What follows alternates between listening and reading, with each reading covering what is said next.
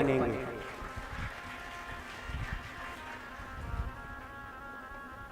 एक बहुत बड़ा व्यक्ति था, नाम नहीं बताएंगे, नहीं आप लोग समझ जाओ।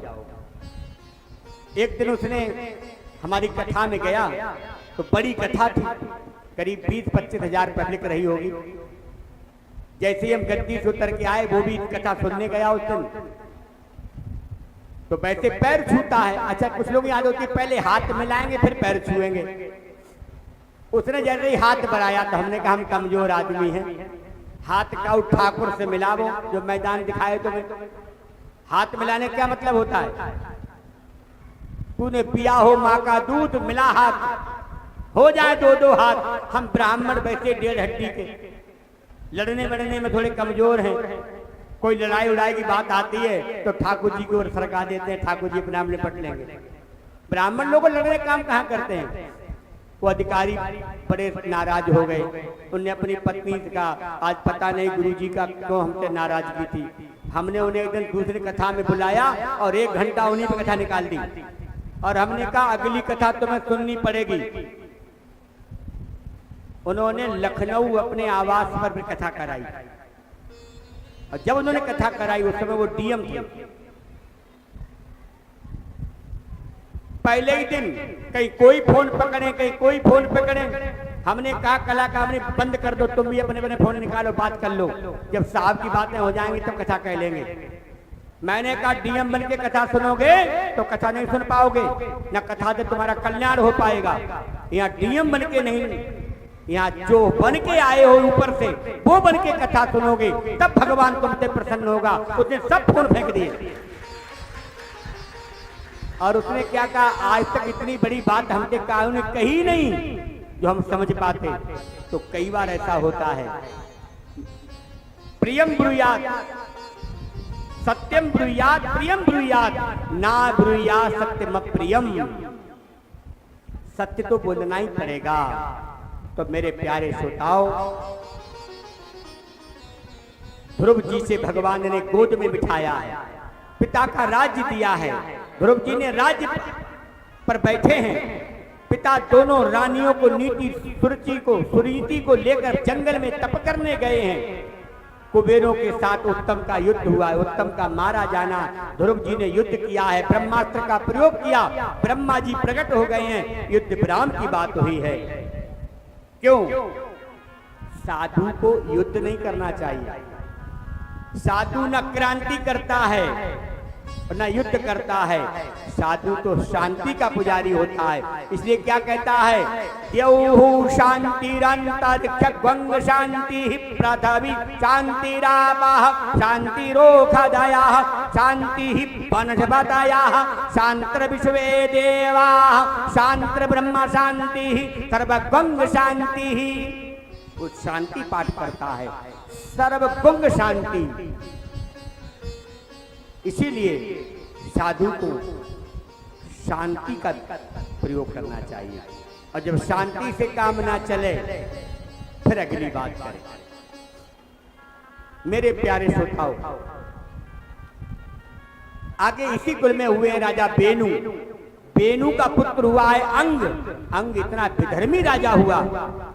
अंग का जो पुत्र बेनु हुआ वो इतना विधर्मी राजा हुआ, उसने सारे मंदिर तोड़ के अपनी मूर्ति लगवा दी। याद रखना, भगवान बनना तो आसान है, निभाना बड़ा कठिन है। भगवान ही की माया है, भगवान बन के झेल लेते हैं, अपने बस की बात नहीं है। क्यों? राम कुमार, हमने सुना तुम्हारे यहाँ मंदिर है, मंदिर है, भगवान है मां में। कौन निकल के आए तुम्हारे बारात घर में? आज तक नहीं। भगवान बनना कितना कठिन है। लोग भगवान की स्थापना कराते हैं तो और चिपकवा देते हैं, और भोग लगे तो ठीक है, ना लगे भूखे पड़े रहो। प्यास लगी है, पानी नहीं पी सकते। और कन्हैया जी भगवान बन के आए, मैया को दूध पिए, गैया को दूध पिए, गोपियों को माखन चुरा चुरा खाएं। तो भगवान भी भगवान बनने से ऊब जाता है, तो मानव बन के धरा का भार दूर करने के लिए आता है और मानव बनकर सबको मानवता सिखा के जाते हैं। इसलिए भगवान बार बार पृथ्वी पर आना चाहते हैं।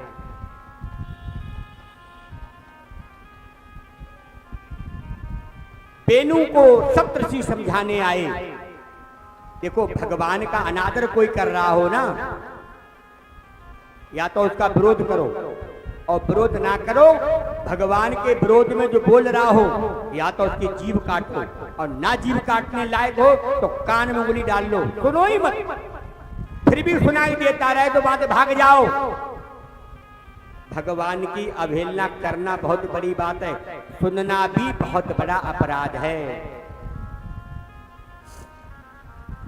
हमारे यहाँ कई ऐसे पंथ संप्रदाय हैं जो केवल भगवान के नाम का, भगवान की धर्म स्थापना का, सनातन पद्धति का विरोध करते हैं। जैसे एक आर्य समाज है।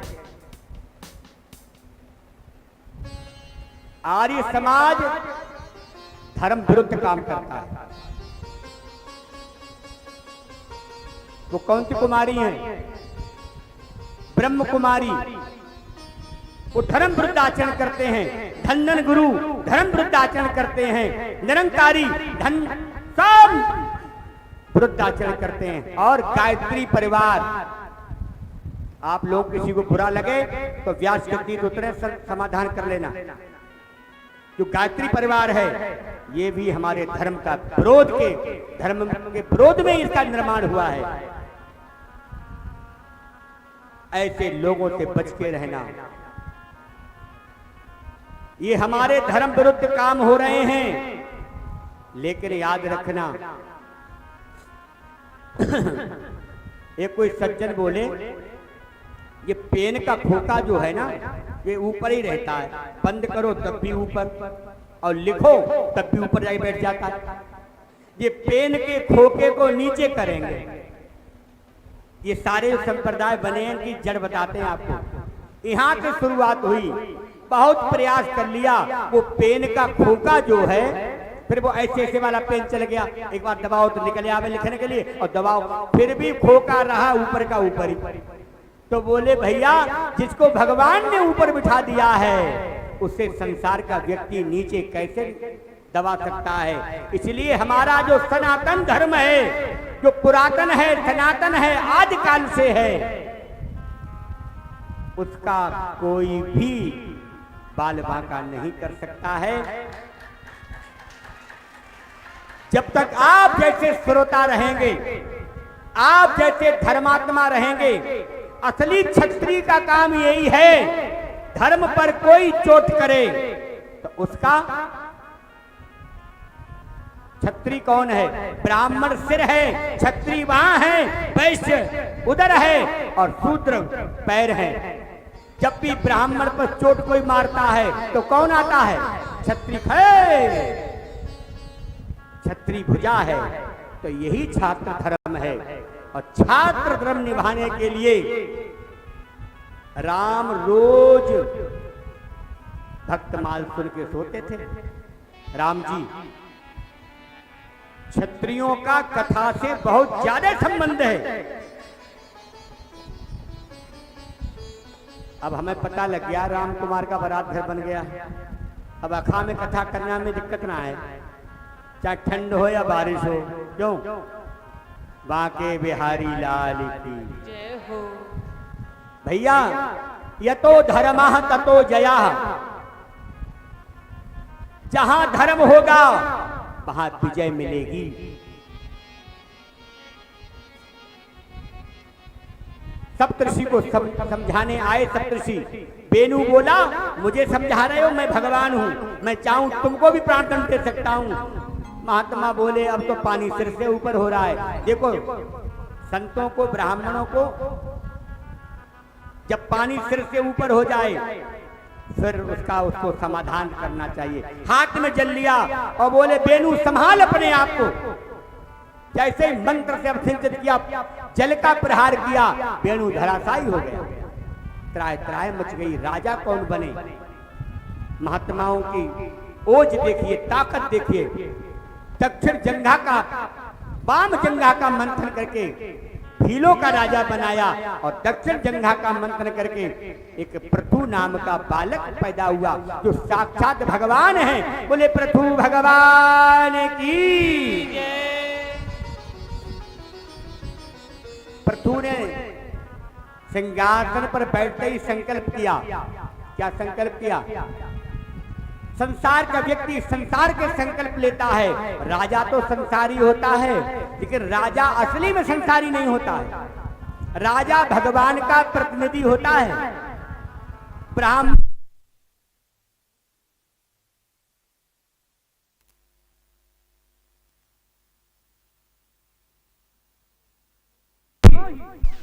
ये भगवान के प्रतिनिधि हैं। ब्राह्मण में भगवान का चलता फिरता गाय, ब्राह्मण, ये दोनों भगवान की आभा हैं। राजा भगवान नहीं, राजा भगवान के अंश का अवतार होता है। राजा में 6 कला से 7 कलाएं होती हैं। 8 कला से भगवान हो जाता है। इसलिए मेरे प्यारे श्रोताओं,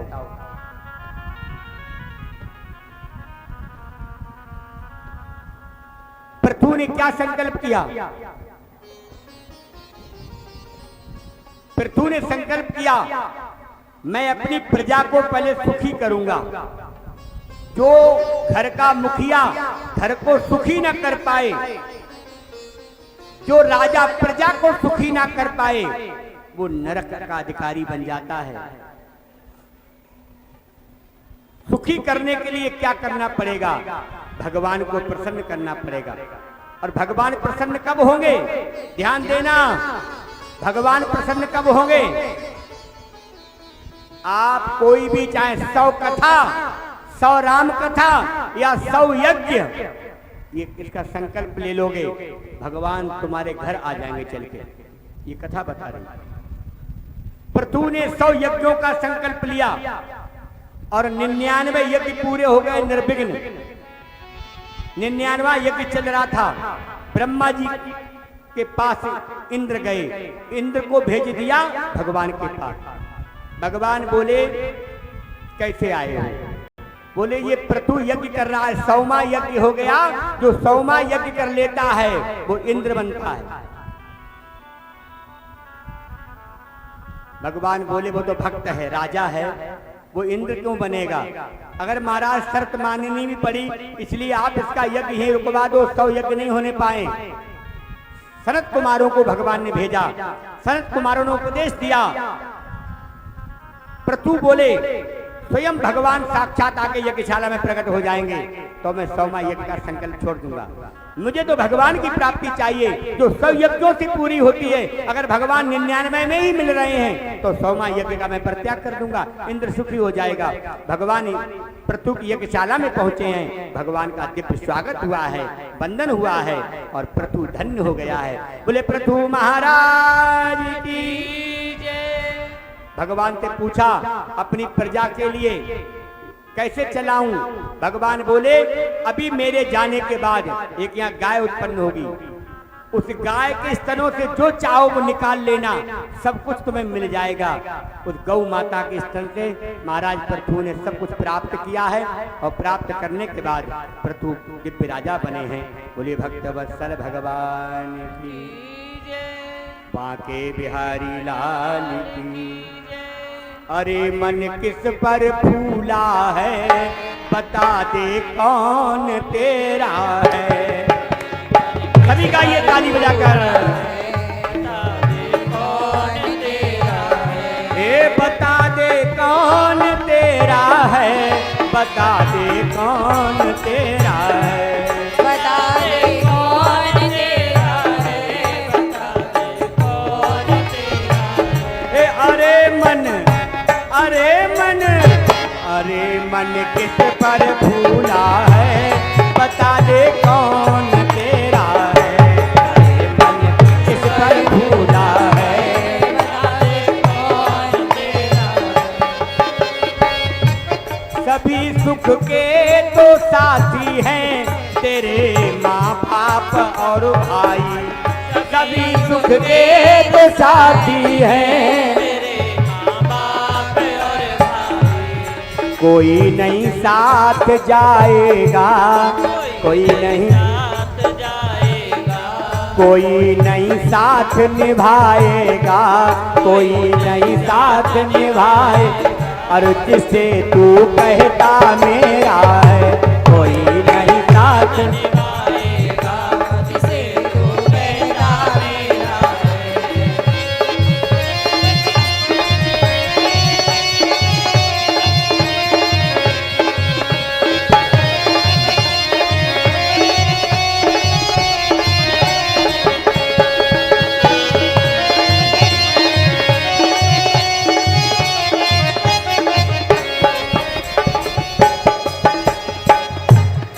पड़ी रह जाए धन दौलत, खड़े रहे महल महलायत।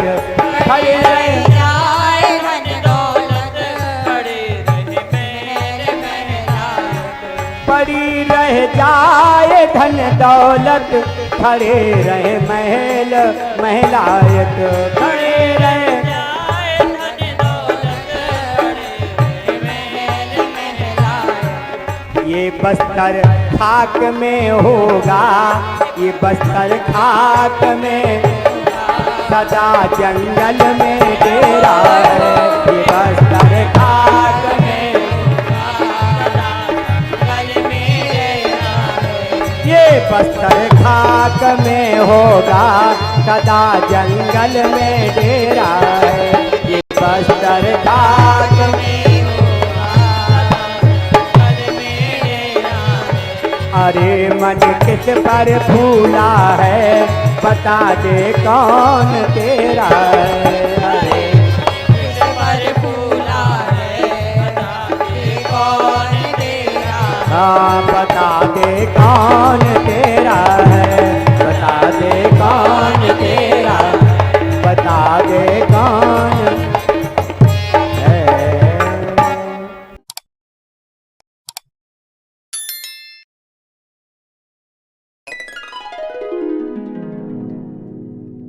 YouTube पे जाइए, भक्ति वर्षा 1008 टाइप करिए, चैनल को टाइप करिए, सब्सक्राइब करिए, साथ ही बेल आइकन प्रेस करिए। घर बैठे कार्यक्रम का आनंद लीजिए। YouTube चैनल है भक्ति वर्षा 1008, भक्ति वर्षा 1008।